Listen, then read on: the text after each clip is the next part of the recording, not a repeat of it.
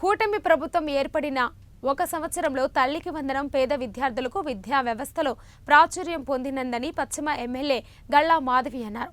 YCP కపట నాటక రంగంలో తల్లికి వందనం పథకాన్ని నీరుగాల్చాలని చూస్తే మహిళలు చూస్తూ ఊరుకోరని ఆమె ఆరోపించారు. కూటమి ప్రభుత్వం ఎన్నికల హామీలను అమలు చేయడంలో ముందంజలో ఉందని పేర్కొన్నారు. ప్రజా తీర్పుకు అనుగుణంగా కూటమి ప్రభుత్వం విజయపథంలో నడుస్తుందని తెలిపారు. కూటమి ప్రభుత్వం పథకాలు అమలు కావడం లేదని, సూపర్ 6 అమలు కావడం లేదని కొంతమంది అసత్య ప్రచారాలు చేస్తున్న వారికి ప్రజలు 11 సీట్లు ఇచ్చినా తీరు మార్చుకోకపోవడం విడ్డూరంగా ఉందని ఎమ్మెల్యే గల్లా మాధవి ఎద్దేవా చేశారు. కూటమి ప్రభుత్వం ఏర్పడి ఇది మంచి ప్రభుత్వంగా ముందుకు వెళ్తూ సంవత్సర కాలం పూర్తయింది. ఈ ఏడాది పూర్తయ్యే లోపే మరొక సూపర్ 6 పథకంలో భాగంగా తల్లికి వందనం పథకంతో ఈరోజు అందరికీ కూడా ప్రతి ఒక్క విద్యార్థికి వాళ్ళ తల్లిదండ్రుల అకౌంట్స్లో డబ్బులు జమ చేయడం జరిగింది. చాలా ఆనందం వ్యక్తం చేస్తున్నాము. ఇచ్చిన ప్రతి హామీని నెరవేర్చే ప్రక్రియలో ప్రభుత్వం ముందుకు వెళ్తూ ఉంది.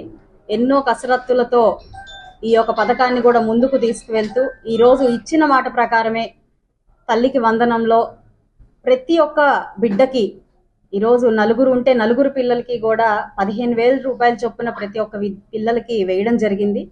ఎంతో అవహేళనగా చూసిన ఈ పథకాన్ని ఈరోజు చాలా అత్యద్భుతంగా ఇచ్చిన మాట ప్రకారమే ఇవ్వడం చాలా సంతోషకరంగా ఉంది. మరి చాలా మంది నోళ్లు మూసుకున్నాయనే నేను భావిస్తా ఉన్నాను.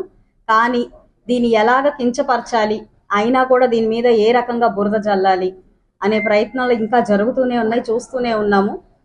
పథకాల్లో కోతలు లేదంటే పథకాల్లో నిబద్ధత ఏ రకంగా జరిగిందో గత 5 సంవత్సరాల్లో గత పాలకుల వైఖరిని మనందరం చూసాము.